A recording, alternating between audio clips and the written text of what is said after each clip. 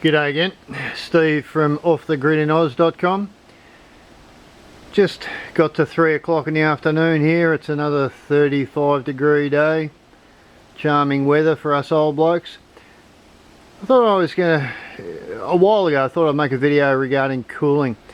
Cooling's one of those issues with off-gridders that vary wildly depending on the off-grid situation and the off-grid user. Cooling is one of those things that depending on where you live, they take on an importance that from 1 to 10, some people may have them at 10 because of temperature or the climate where they live, or the lack of need for it if you're in Tasmania. It's a wildly varying sort of a topic. I just thought I'd tell our story now. I've got the camera focused on our evap cooler, which I'll get to in a minute. We came off the last property in central Victoria. We suffer 45-degree temperature days. Those days can be pretty painful, and very painful if you dare to go and work out in it and do anything and come inside.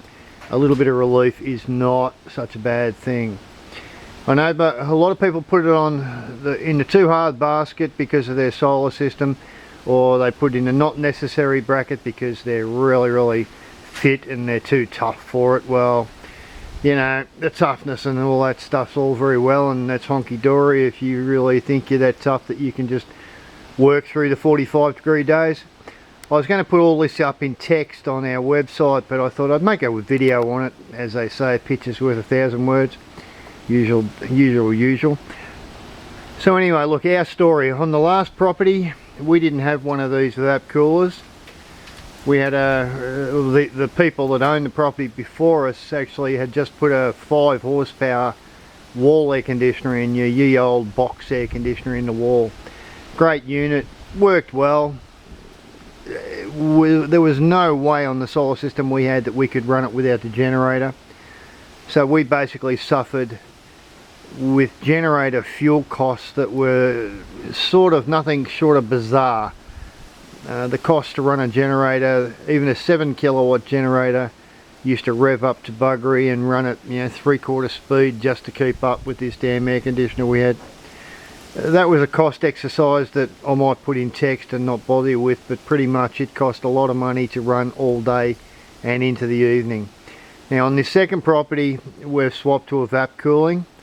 I picked this unit up myself, and to qualify this, I'm a licensed plumber. I've been selling and installing cooling of all manner: refrigerated, ducted, refrigerated split, refrigerated package, refrigerated commercial.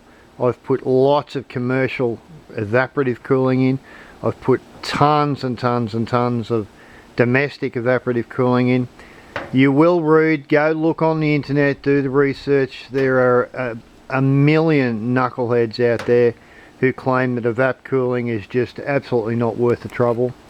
Most of the time those examples that these people set are based on experience that they've had from people who are unfortunately the recipients of poorly sized systems or poorly instructed operators.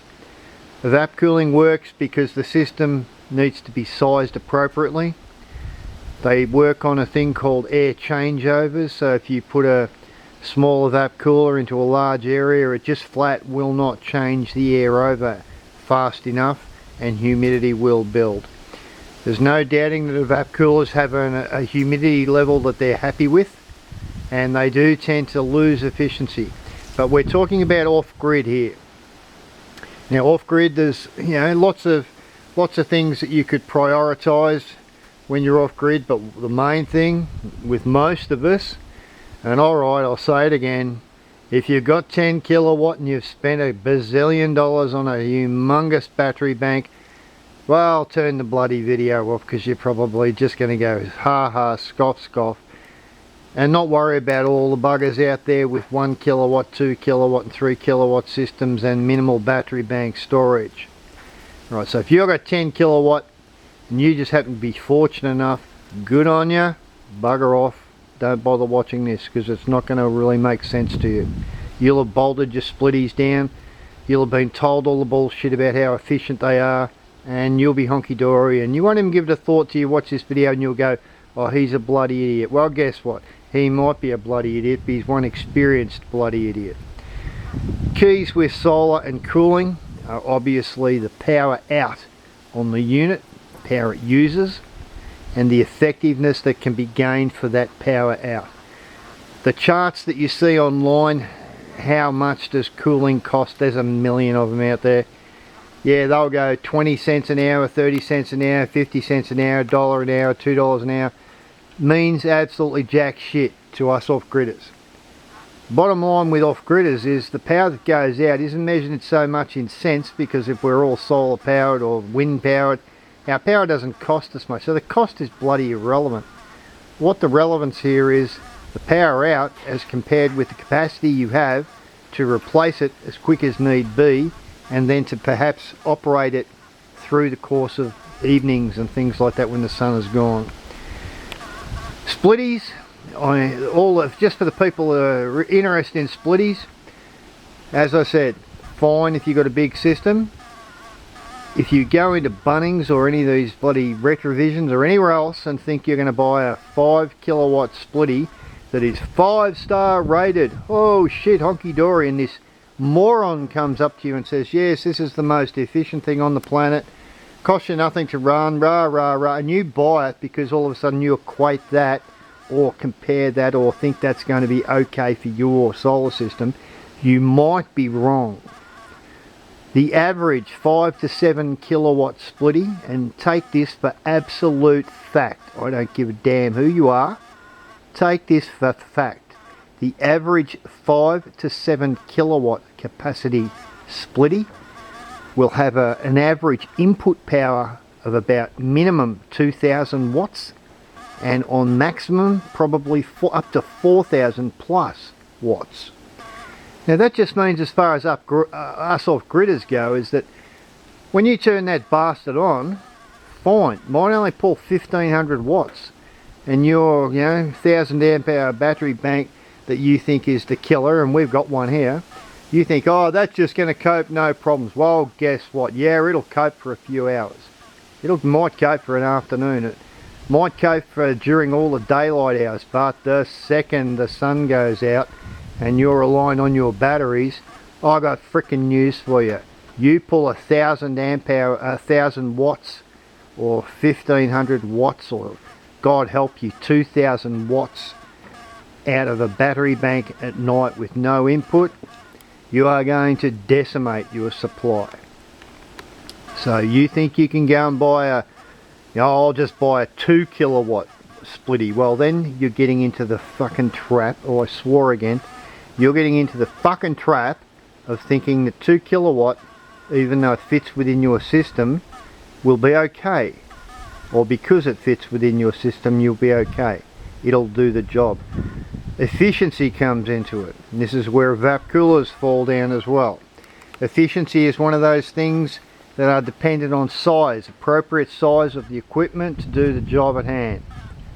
Your little 2 kilowatt splitty that you bought for 600 bucks and you hand butchered in yourself, great, it's still going to pull 1500 watts. And then you're going to wind up with a battery bank the moment the sun goes down going west really quickly.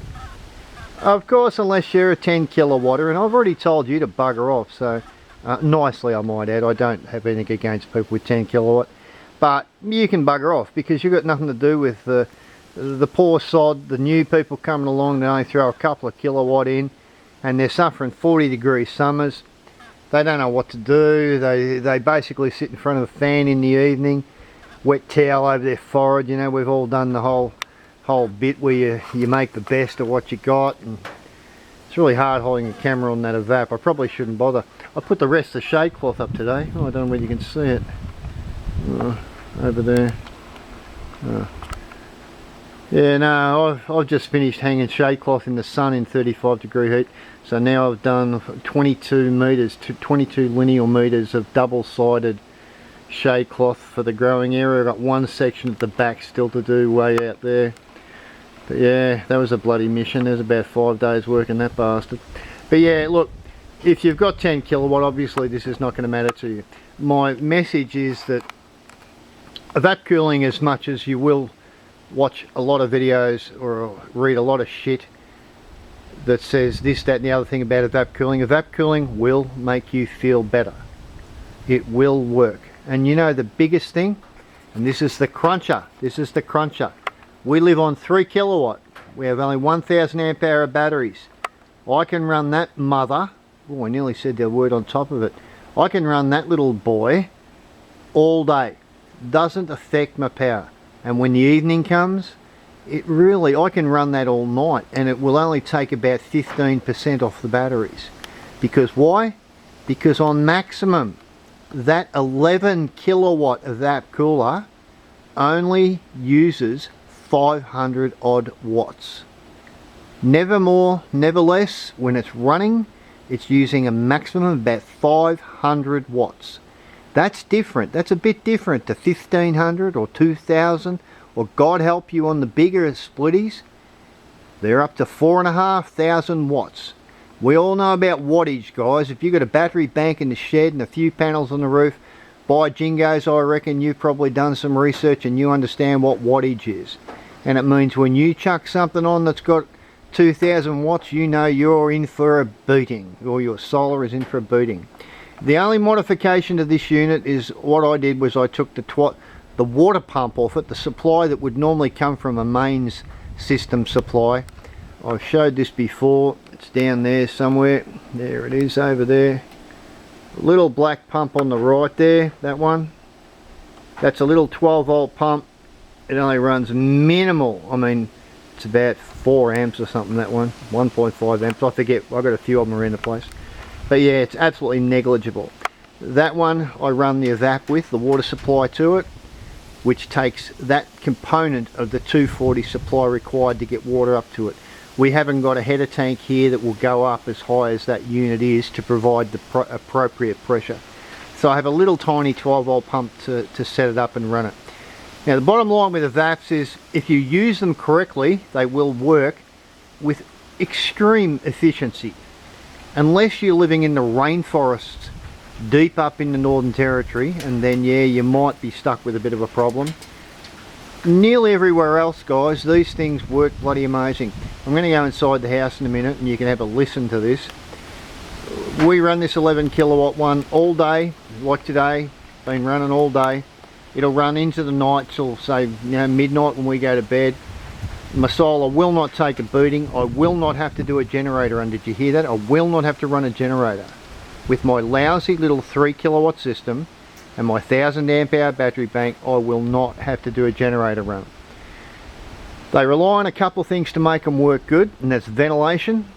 People would say, oh yes, but that, I read an article a little while ago that a guy, some moron, I think he was from the Australian newspaper, he said, oh, you've got to leave the windows and doors open, and that for security reasons is a huge gamble.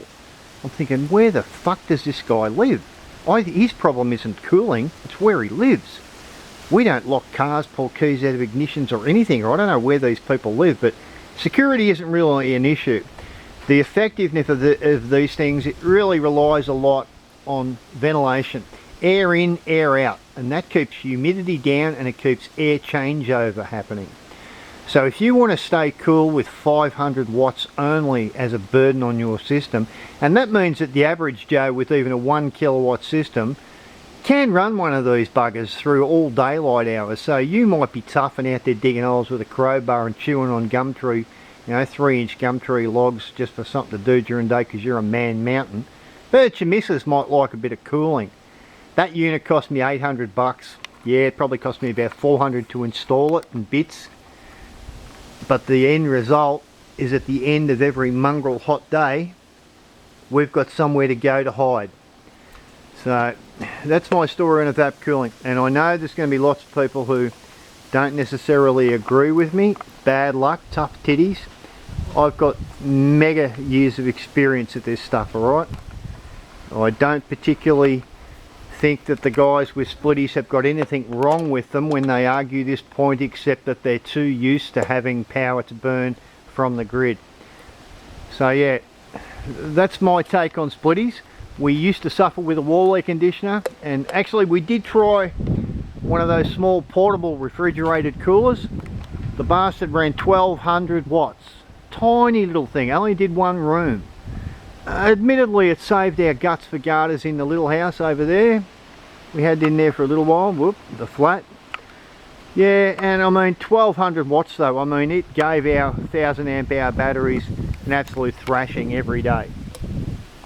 So when we put the main building up, I thought, stuff it. I employed all of my experience and I went against all the naysayers that go, well, yeah, you can't do that, you can't do this, because, you know, evap coolers have got a reputation. Like my shade cloth, you can see it from here. That's going to be a wild garden area. It wraps right around the building. It's bloody huge. Yeah, give me a few more weeks. How hot is it, eh? I could take a shot of the sun, but it'll blind the arse out of everyone. Summer, you gotta love it. Anyway, moving around, I'm going to go inside. You can see the little pump. Oh, well, you could see it if I could focus on it. Little tiny black pump. That's just hooked straight to the, whoop, straight to one of our tanks, taking up the entire picture. So that's just hooked straight to that. Runs separately off a 12 volt system that's in the laundry. Going into the laundry. Oh, don't worry about that. That's part of my water distilling operation. Yes. Anyway, around here, what we got on the wall is all our controls. 12 volt, 240, all separate. Down the ground there, I've got just two batteries. They actually push the 12 volt out. I kept it to 12 volt because most of the bits and pieces you can buy, like LED lights, little pumps, you know, I prefer to go 24 volt. Our solar system is 24 volt, but standalone stuff, I keep maintaining the 12 volt because it's easy to buy bits for, nice and cheap, and 12 volt batteries are really cheap to get hold of. Going through the house and shutting the door because it's so cool in here. Oh, look at that, there's a mirror, you don't want to see that. Now, up here we have the old grill. We've got just two grills in the building on this side. Does the bedroom, walk-in robe, bathroom, pantry and office. Walking around, it is so cool in here. Like, it's 36 degrees outside, right?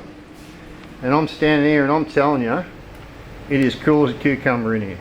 No humidity. 1, 2, 3 grills built into a bulkhead. Now you can run these evap coolers without a bulkhead. You could actually do them turning around and you flare all over the place. You can run these systems direct through a 4-way blow through the ceiling, no ductwork required. So if you've just got a big tin shed, you can blast the cold air out of whatever size evap straight into a room and just spread it 4 ways directly below the unit. You get a little bit more noise that way, but you know, at the end of the day you want to be cool. And if you've been working outside in the garden for bloody 10 hours, I'm sure a little bit of air noise, as long as you're cool, is not going to be a problem. Or you can run them inducted, the same as I've done. I did that because I've been in this business for nearly 40 years, so I sort of understand what to do with them. If you're going to run them at night time, you'd probably want a 1000 hour battery bank. But I'm here to tell you that most people, if you insulate your shed or your house well enough, you can shut these things down at about 8 o'clock at night when the sun's finally disappeared, and they'll run for, oh, I'm panning out in the kitchen now, can't help doing that. Look at my shade cloth. I keep mentioning my shade cloth. I tell you, it's 4 days, nearly 5 days, sticking the trusses and the shade cloth up. What a bloody mission. You can actually see it through the other room too. Look at that. So we're going to stare out through our old recycle window at the old outside wraparound hydroponics setup it will be eventually. But yeah, look, you can run these systems at night even with a relatively small battery bank until dark, and then you shut them down. So but what's happened is your missus has probably stayed cool for most of the afternoon. You're going to come in and get some relief for a few hours, and then if you shut the place down just as you turn the unit off, meaning that when the unit's not running you don't need to ventilate, you can capture that last bit of cold air. And you know, we do it here quite often. We'll shut down at 10, 11 o'clock at night and the place stays cool overnight. I've built this place out of a special insulated material called EPS. So this one's a little bit different than the last property we're at. It's a little bit more well insulated. But yeah, evap cooling versus splitties. Don't let anyone tell you can't run some cooling, some relief off grid on a small system. You can. Don't fall into the trap of these splitties. The splitties, unless you've got a huge system and a big bank account to buy that huge system, just forget it. So if you're new and you're going to put up a 30 by 30 shed, line your shed out, maybe prioritise things. If you think your build's going to last 3 years, we've got quite a few friends that I know of, and I'm talking quite a few, and they spent 5 years, 10 years building their properties up, and during those years they did nothing but suffer through all the different climates. Heating's not such a difficult one, we can all chuck a wood fire in, but cooling's a bit of a bitch, because unless you've got someone to stand there, you know, with a big fan like the Pharaohs, or someone to wet a towel and just, you know, throw all over you and wave at you like a football player under stress or a boxer under stress, you're really going to have to think about some sort of equipment. And equipment to run off-grid cooling needs to be thought about. Needs to be thought about beyond the marketing bullshit regarding splitties. Needs to be thought about beyond the marketing bullshit to do with the downsides of evap cooling. I know they have limitations, but I'm here to tell you, for the money they cost, especially if you can grab some second-hand equipment and the ease of installation, tell you what, we are absolutely living in heaven here with this system. We sit there, we watch our internet TV over there, and this place is just heaven. The office over there behind the wall, we can't see it, don't know why I'm bothered to show you that. But no, look, we live here and it's absolutely heaven. It is cool as a cucumber in here. No sign of humidity because I've got windows open. What you do with evap cooling is you evacuate the air into the four corners of the building. But that'll be another, maybe I'll do a part 2. Bottom line is, don't get trapped with the splitty bullshit. Don't get trapped by spending 8 or 9 or 10, you know, $1,000 on a splitty, thinking it's going to run, and then run a generator. Generators will cost you an arm and a leg. Couple of months running with a generator, you could have gone out and bought an evap. Make sure you buy a big evap. Don't undersize.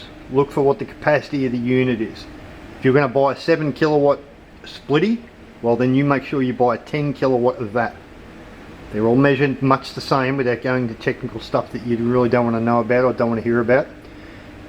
Just make sure you buy a decent size evap. The installation is no rocket scientry, there's no gassing, there's no heavy duty copper pipe work.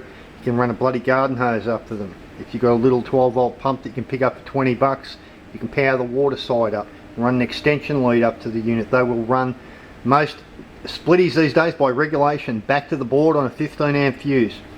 What I just said just cost you $1,000 with an electrician. Back to the board on a 15 amp fuse. These evaps, the regulations are that you need to run them back to the board if you're in a domestic situation connected to the grid, but they come with a plug-in, a 10 amp plug-in, alright? They come with a lead hanging out of them, all of them, and I'll put hundreds of them in. So you can run these buggers off a 10 amp bloody extension lead. If your solar carks it and you've got a few bucks up your sleeve, if your solar's been run down, you can just plug them into your generator and run them, and they won't run your generator to death because they're only pulling 500 watts. Very few pull over 500 watts.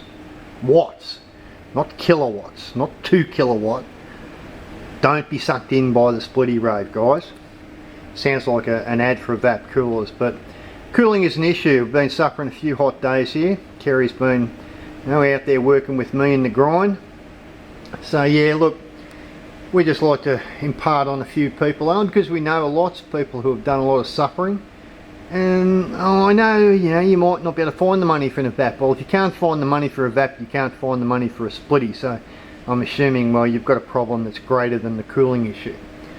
But if you have got a few bucks and you do care about your own peace of mind and your own health and your own comfort after a hard day's work, and there's no doubting that this off the grid shit is hard bloody graft, no one's going to argue that with you. That's a pretty common sort of response. Yeah, it's hard work. So if you want a bit of comfort, think about evaps. Again, if you've got a question, send me a message. I am an expert on it, and I mean expert by 40 years licensed experience with this sort of stuff. If you're a splitty freak and you've got 10 kilowatt and you want to shove some shit up my nose, save yourself the time. I've heard it all, right? I've heard it all. Splitties are fine. In the burbs, sucking the power out of the grid, fine. Splitties are fine. Yeah, everyone loves them, except I don't particularly like sealed air conditioning use because you don't get any fresh air in. But yeah, if you're one of those people, just spare me. If you're looking or interested in evaps, you want a little bit of advice, a little bit of, you know, bit of knowledge maybe, send me a message. You can check us out on offthegridnoz.com, jump on the Facebook page. Shit, you know, we can be got pretty easily. We're kicking around the place.